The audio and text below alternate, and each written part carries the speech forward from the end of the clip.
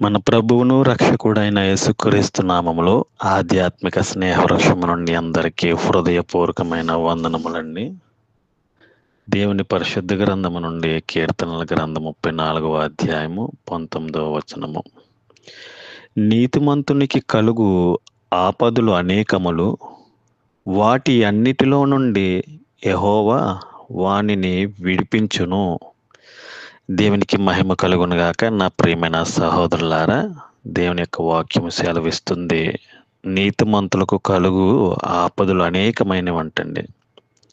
చూడండి, మన యొక్క వాక్యములో అనేకమైనటువంటి మాటలు మనల్ని ఆదరిస్తాయి, బలపరుస్తాయి, మనల్ని మేలుకొలుపుతాయి.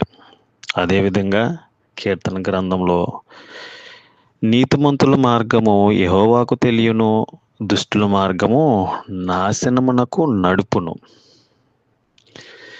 ఎవరైతే మారు మనసు రక్షణ పొందుకుని పరిశుద్ధంగా, పవిత్రంగా, నీతిగా బ్రతుకుతూ ఈ యొక్క జీవితాన్ని కొనసాగిస్తున్నారో వారికి అనేకమైనటువంటి ఆపదలు, శ్రమలు, నిందలు ఎదురవుతాయి. అవి దేవుడు మనకిచ్చే బహుమానాలని కూడా నేను ఇది వరకు వర్ణించాను. శ్రమలు, పరిశ్రమలు. ఎంతోమంది నీతిగా బ్రతకాలి, ఎంతో నీతిగా భక్తి చేయాలని ఎంతో ఆశపడుతూ ముందు కొనసాగుతున్నటువంటి సమయాలలో అనేకమైనటువంటి శ్రమలు ఎదురవుతాయి. వాటిలన్నిటిని కూడా దేవుడు తప్పిస్తాడు. నా ప్రియమైన సహోదరులారా, దీనుడు మొర్రపెట్టగా యెహోవా ఆలకించును, అతని శ్రమలన్నిటిలో నుండి అతని రక్షించునని దేవుని వాక్యం సెలవిస్తుంది. దీనుడు ఎవరైతే యథార్థమైనటువంటి హృదయము, శుద్ధ హృదయము, నీతిగా, భక్తిగా మన యొక్క జీవితాన్ని, రక్షణ జీవితాన్ని కాపాడుకుంటూ మనం ఎప్పుడైతే కొనసాగుతామో మనకి ఎదురయ్యే ప్రతీది కూడా ఆయన మనల్ని విడిపించడానికి సిద్ధముగా ఉన్నాడు. అనేకమైనటువంటి ఆపదలు రావచ్చు, మనుషుల ద్వారా లేకపోతే పరిస్థితుల ద్వారా. ఎంత మంచి నీతిగా బ్రతికినా కూడా మనుషులు ఒకవేళ మిమ్మలను తృణీకరిస్తున్నారేమో, లేకపోతే అవమానపరుస్తున్నారేమో, దిగులు చెందొద్దు, బాధపడవద్దు. సర్వ సృష్టికర్త అయినటువంటి దేవుడు మనకున్నాడు. మనము దేవుని సన్నిధిలో మొర్ర పెట్టాలి. ఆయన మన యొక్క ప్రార్థన ఆలకిస్తాడు. ఆయన శ్రమలన్నిటిలో నుండి ఆయన రక్షిస్తాడు. ఆయన ఎంత గొప్ప సాక్ష్యము, ఎంత గొప్ప నిరీక్షణ కలిగి మనం ఉంటున్నాం. కానీ మొదటి నుంచి దేవుడు మనల్ని రక్షించినటువంటి, మనల్ని తల్లి గర్భము నుండి మనల్ని కాపాడినటువంటి దేవుడు, మనము ఎంతో నీతిగా, భక్తిగా కొనసాగిస్తున్నటువంటి సమయాల్లో అనేక మంది దేవుని దూషించేవారుగా, దైవజనులను దూషించేవారుగా, సంఘాలను దూషించేవారుగా అనేక మంది మనము చూడలేకపోలేదు. కానీ నీతిమంతుని గురించి ఎంతో చక్కగా దేవుని యొక్క పరిశుద్ధ గ్రంథము బోధిస్తుంది, మనకు వివరిస్తుంది. నీతిమంతులు అంటే 7 మారులు పడినను తిరిగి లేచును. ఆపత్కాలమునందు భక్తిహీనులు కూలుదురు. ఒకవేళ మనము దేవుని యందు మౌనముగా ఉన్నామేమో, ఒకానొక రోజును దేవుడు నిన్ను నిలబెట్టబోతున్నాడు. మనుషులు కానీ, సమాజంలో కానీ, వ్యక్తులు కానీ ఎవరైనా తృణీకరించి నిన్ను హింసించి ఇబ్బందులు కానీ, శ్రమల పాలు గురి చేస్తున్నారేమో, అయినా సరే దేవుని యందు నిరీక్షణ కలిగి నీవు పవిత్రంగా, నీతిగా బ్రతకాలి. దేవుడు గొప్ప బహుమానము మనకి దాచిపెట్టి ఉన్నాడు. గొప్ప బహుమానం ఉంది మనకు.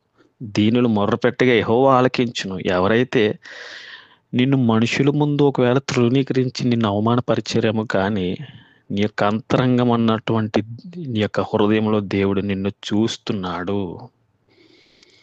ఆ యొక్క మనుషుల నీతి వ్యర్థము, మురికి గుడ్డల వంటిదని వాక్యం సెలవిస్తుంది కదా. మనుషుల నీతి మనకు వద్దు. దేవుని యొక్క భక్తి, దేవుని యొక్క నీతి మనకు, మన పిల్లలకు, రాబోయే తరాలకు అభ్యసింప చేసేలా మనం బ్రతుకుదాం. సిద్ధపడండి. దేవుని వాక్యాన్ని మనం పఠించి నీతి కలిగి మన యొక్క ప్రవక్తలు, మన యొక్క భక్తులు పరిశుద్ధులుగా, మన యొక్క తల్లిదండ్రులు ఎంతోమంది మనకు మాదిరికరమైన జీవితాన్ని ఇచ్చారే. ఎందుకు శ్రమలకు పాలైపోయి కృంగిపోతున్నారు మీరు? ఎందుకు బాధల పాలవుతున్నారు? ఎందుకు హింసిస్తున్నారు దేవుణ్ణి? దేవుణ్ణి అనేక మంది హింసించేవారుగా, కన్న తల్లిదండ్రులను లేకపోతే దైవజనులు హింసించేవారుగా మనం చూస్తున్నాం. భక్తి చేస్తూ ఉంటారు, భక్తిలో ఉంటూ ఉంటారు. కానీ ఆ యొక్క నిరీక్షణ కోల్పోయి అనేక మంది వారిని దూషించి వారిగా మనము చూస్తున్నాం. నీతి కలిగి మన యొక్క మరణ పర్యంతరం వరకు దేవుని విడిచిపెట్టకుండా దేవుని నీతిని మనము సంపాదించుకోవాలి. ఆ పరిశుద్ధతను సంపాదించుకునే రీతిగా ఎన్నిసార్లు పడిపోయినా సరే దేవుడు నిన్ను లేవనెత్తునుగాక. దేవుడు లేవనెత్తి ఉన్నతమైనటువంటి స్థానంలో నిలబెడతాడు. అప్పటి వరకు కూడా ఓర్పు కలిగి, సహనం కలిగి, నీతి, భక్తి, భయభక్తులు కలిగి మనం జీవిద్దాం. రాబోయే తరాలకు వాటిని మనము అభ్యసింప చేద్దాం. ఆమేన్. మహాపరిశుద్ధుడైన మా పరమ తండ్రి, నీ ఘనమైన ప్రశస్తమైన నామానికి వందనాలు. నీవిచ్చిన వాక్యమును బట్టి, సమయాన్ని, జీవితాన్ని, రక్షణ బట్టి, యొక్క సాక్ష్యాన్ని బట్టి నీకు వందనాలు. మాకు ఇస్తున్న ఈవులు బట్టి నీకు వందనాలు. ఇదిగో నాయన, మా జీవితంలో తప్పిదములు ఉంటే క్షమించి, నీ వాక్యము ద్వారా మమ్మల్ని దర్శించి, పవిత్రపరిచి, పరిశుద్ధపరిచి, నీతిమంతులుగా నీ వాక్యంతో మమ్మల్ని కడిగి శుద్ధీకరించండి నీ రక్తముతో.